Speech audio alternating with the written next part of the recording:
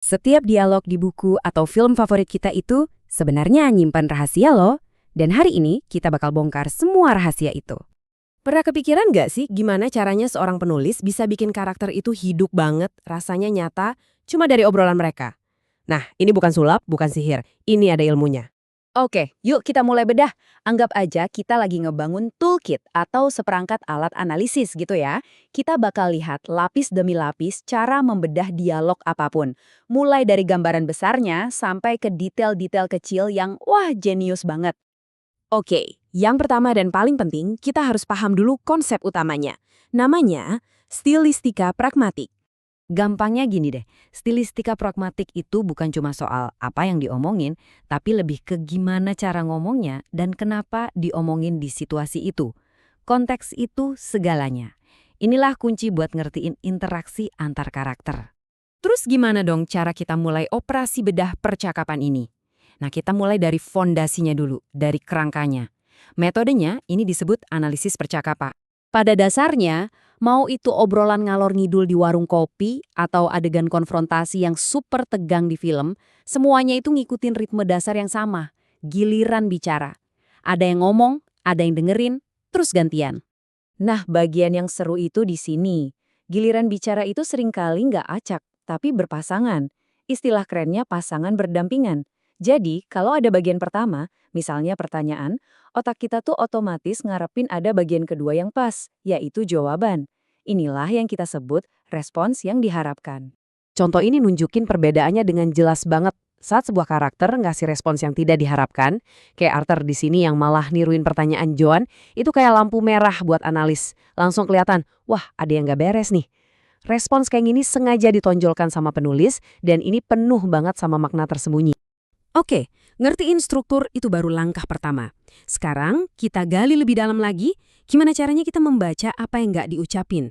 Tahu kan saat karakter ngomong A tapi maksudnya sebenarnya Z. Gimana tuh caranya? Jadi, ada seorang filsuf namanya Paul Grice.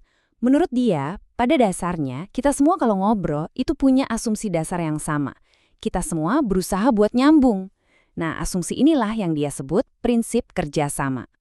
Prinsip kerjasama ini dipecah lagi jadi 4 aturan main atau maksim. Simpelnya, kita berharap lawan bicara kita itu informatif secukupnya, jujur, relevan, dan jelas. Tapi justru bagian paling menariknya adalah ketika aturan-aturan ini sengaja dilanggar. Poin kuncinya di sini, ketika seorang karakter sengaja dan secara kentara melanggar salah satu maksim tadi, istilahnya itu flouting. Nah, saat dia melakukan flouting, itu artinya dia lagi ngasih kode, ngirim pesan tersembunyi. Pesan tersembunyi inilah yang disebut implikator percakapan. Coba deh lihat contoh klasik dari P.G. Wodehouse ini. Si Bertie kan bilang sepupunya itu raja dunia bawah. Jelas dia bohong kan? Dia melanggar maksim kualitas, dia nggak ngomong secara harfiah. Justru dengan bilang gitu, dia menciptakan implikator atau pesan tersirat kalau sepupunya itu nakalnya minta ampun. Nah, inilah yang namanya subteks. Oke, jadi sekarang kita tahu gimana caranya subteks itu dibuat, yaitu dengan melanggar maksim. Pertanyaan berikutnya, kenapa? Kenapa karakter milih ngomong muter-muter dan gak langsung ke intinya? Jawabannya ada di permainan sosial yang kita sebut kesantunan. Ada 2 ahli bahasa, Brown dan Levinson, yang ngenalin konsep muka. Muka di sini bukan wajah ya, tapi lebih ke harga diri atau citra diri kita di depan umum. Ada 2 jenis, muka positif, yaitu keinginan kita buat disukai orang, dan muka negatif, keinginan kita buat bebas bertindak tanpa diganggu. Nah, setiap dialog itu sebenarnya adalah proses tawar-menawar buat ngejaga muka masing-masing. Nah, setiap kali kita minta tolong, nolak, atau mengkritik, itu berpotensi mengancam muka orang lain.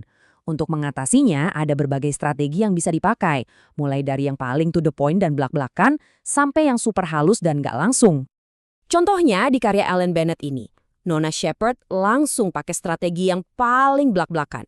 Dia bilang, saya tidak mau pekerja sosial. Efisien banget kan? Tapi jawaban itu langsung nyerang muka positif si pekerja sosial. Dari satu kalimat ini aja, kita langsung bisa nangkap karakternya. Kasar dan nggak peduli sama perasaan orang. Tapi, yang namanya juga drama. Karakter kan nggak selamanya mau sopan, kadang-kadang tujuan mereka justru sebaliknya. Ada juga yang namanya strategi ketidaksantunan, yang tujuannya emang buat nyerang muka lawan bicara. Coba bandingin deh, yang satu dari American Beauty pakai basa-basi dulu buat jaga muka. Satunya lagi dari Reservoir Dogs-nya Tarantino langsung serangan verbal frontal. Pilihan kata di sini bener-bener nentuin seberapa besar konflik yang terjadi. Jadi, inilah toolkit lengkap kita. Pertama, kita lihat strukturnya lewat giliran bicara. Kedua, kita cari subteksnya lewat implikator. Dan ketiga, kita pahami motivasi sosialnya lewat teori kesantunan. Dengan 3 alat ini, kita bisa membedah dialog apapun secara sistematis. Dan yang keren, kerangka kerja ini nggak cuma buat nganalisis fiksi loh. Coba deh pikirin obrolan kalian sehari-hari. Aturan tak terucap apa aja sih yang sering kalian ikuti? Atau mungkin sengaja kalian langgar? Terima kasih sudah menyimak pembahasan kali ini.